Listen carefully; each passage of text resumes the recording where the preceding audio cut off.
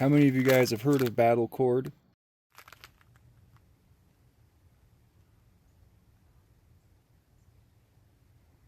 But it's called battle cord. Battle cord. Battle cord. Well, I got some. You get 50 feet in one of these bundles. I can't remember how much these costed. I think they were like 350 pounds with a max of 2650 pounds for the whole cord. Battle cord. Battle cord. Battle cord. Battle cord. Battle cord.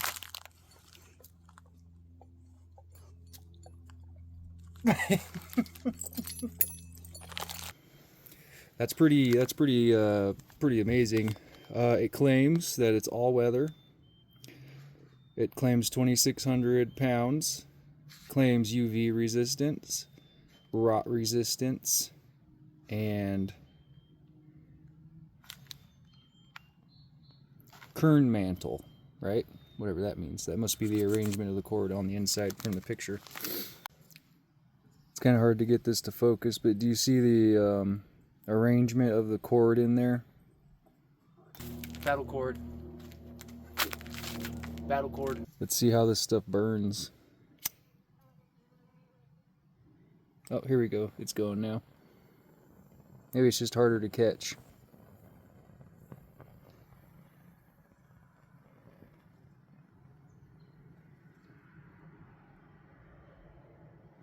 It's out.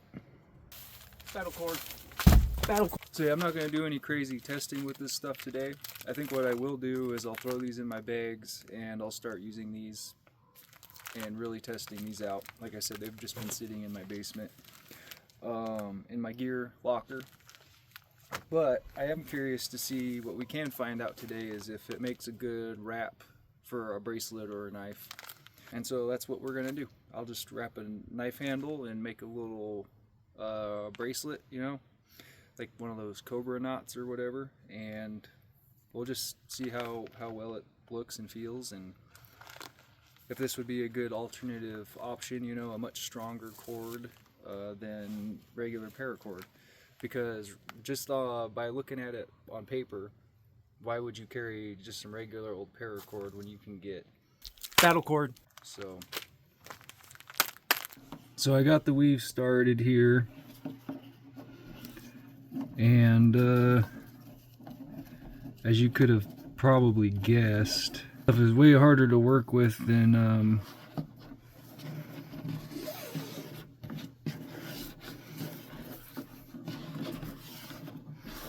just your average paracord. It's really stiff.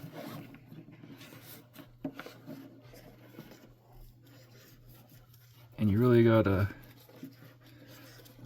work at this stuff.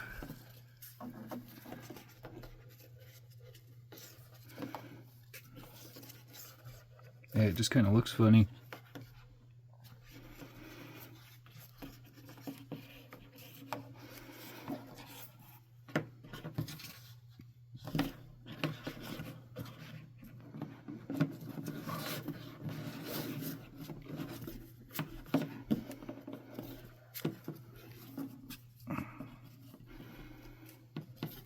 Go.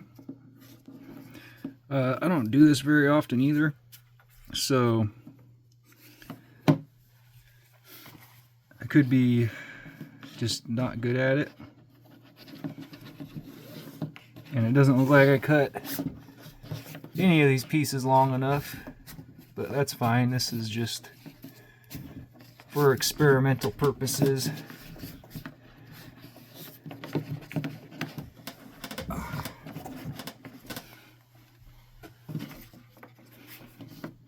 You know, for all you people curious about battle cord,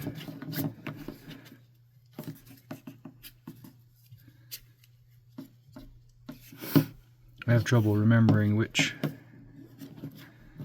way I went. Okay. So yeah, that's a thick boy.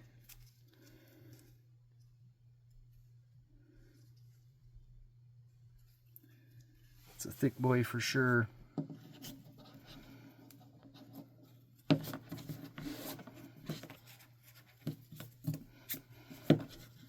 Oh, that doesn't look very pretty. But I'm not here to make pretty things right now. That's really stiff. It's significantly bulkier and stiffer. You could make it work, but look at the size of that thing in comparison to your typical paracord bracelet.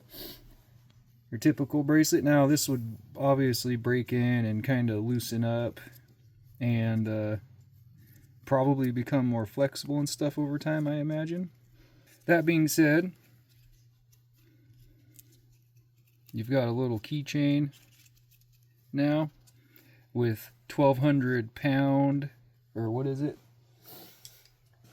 Now you've got 350 pound strands in here, and if you undo one of these ropes, you've got 2,600 pounds of strength.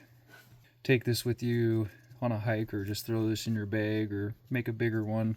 I'm going to go ahead and say that this is not really a great option or alternative for a paracord bracelet, though. Like I said, you very well can do it. It can be done. But look how chonky and stiff that is. Let's see if we can do a knife handle wrap with it and see if it's any better. Then see if it's usable as a handle wrap. Nothing super intensive here. I got a couple wraps on here. This is just way too thick. You would have a really thick handle. Yeah, I could clamp this down and do it a little better, but that's not really sufficient. Not gonna work. Too big and bulky. So for a knife handle wrap, I'm gonna say no. This is doable. Keychain's fine. I think it's even too big for a bracelet. So you're not going to be able to replace all your little projects with battle cord. Another big takeaway from this is the inner strands and how important those inner strands are to you. These being way stronger tensile strength than the inner strands of the paracord. But this is what the kind of strand you get. Just like a loosely woven together nylon strand or whatever it's made out of.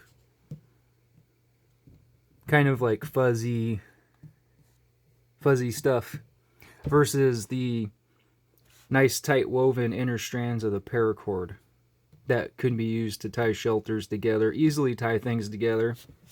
I feel like this stuff would not be as good in use for certain things as the inner strands of the paracord would be.